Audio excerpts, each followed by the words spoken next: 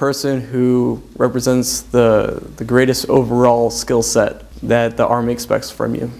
Pushing through the pain, pushing through your own mistakes and your own doubts, and just focusing on what needs to be done and not giving up. Someone who can really dig it's down a little deep more than that because you have to have the things seem intellect. tough. I think it makes the warrior is someone who has determination and drive.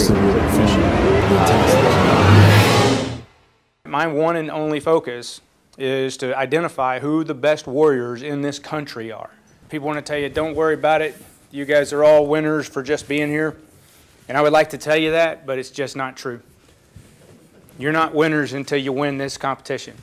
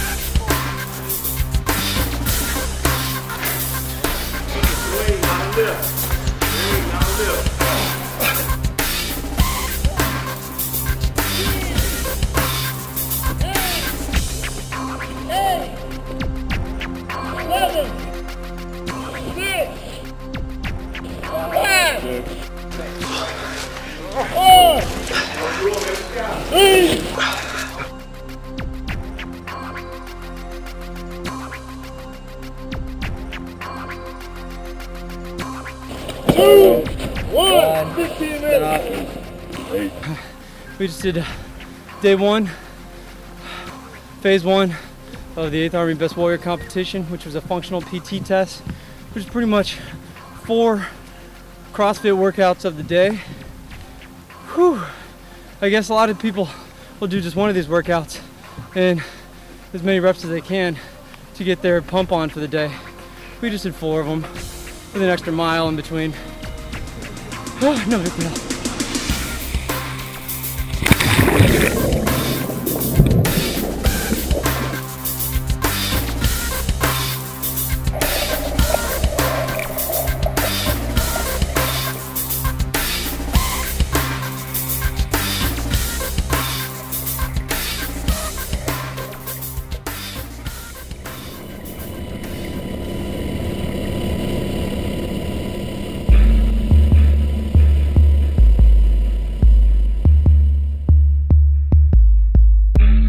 Task is to successfully complete the Georgia IPBC stress fire range for the Best Warrior competition. Conditions: given an M16 and an M9, engage a total of 20 targets throughout the range and drag a dummy to safety. Standards: complete the stress fire range within a maximum time of 12 minutes and engage all 20 targets.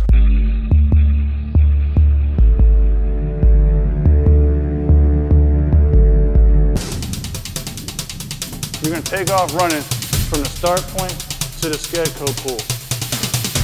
As soon as you get to the Scarecrow pool, you're going to pull it for about approximately 50 meters. You're going to fire your M9 twice at each target.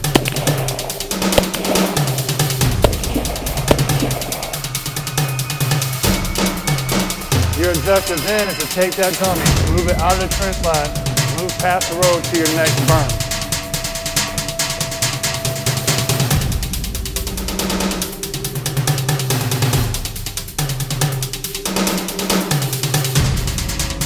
Once you drop the dummy, it's game on. You have 18 targets and 18 rounds to engage in it.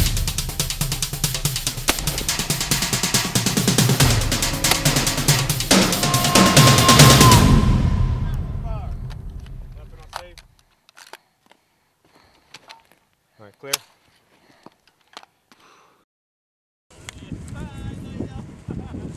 This course basically is to test the competitors' land navigation skills.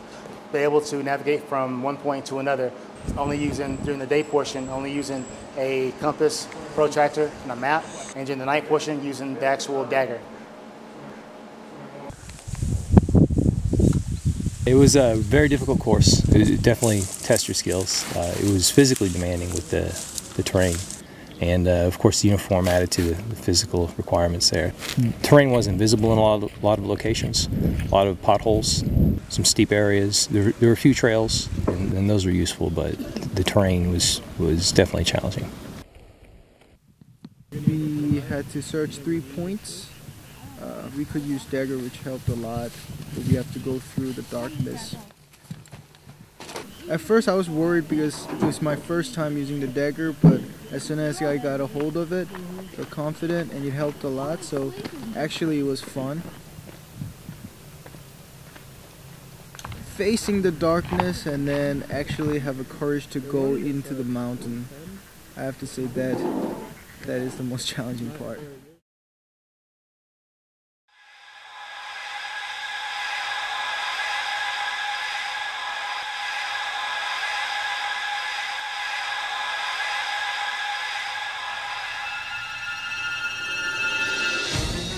Today the soldiers went through a total of 13 stations. Stations were spread out. You had over 400 performance tasks and performance measures combined. The soldiers navigated through almost 12 miles today to get to each of the stations. We wanted to provide a test overall that challenges you tactically and technically. So that's where we focused this event and provided a written test and also a hands-on portion.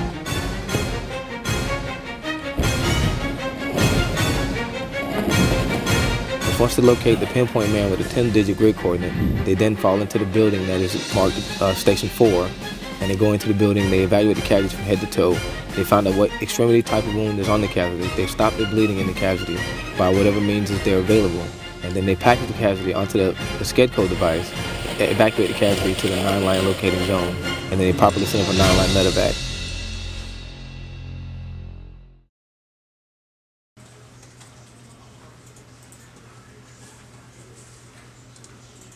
Today we're at day 3. Last night we briefed the candidates on the essay and the mystery event. The mystery event is the PowerPoint presentation event where they're given a topic and NCOs and officers have a limited amount of time to prepare a presentation and deliver it.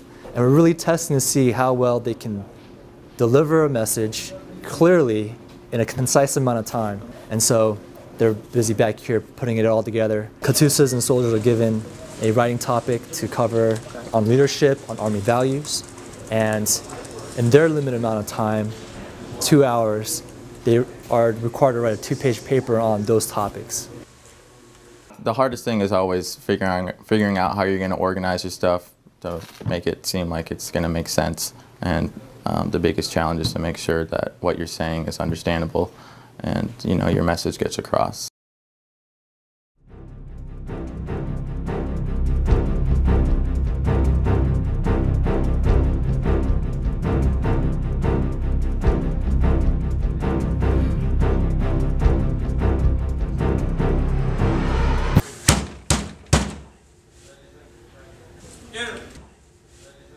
We are in the last day of the competition. It's Friday, and today we were conducting the formal administrative board portion of the competition.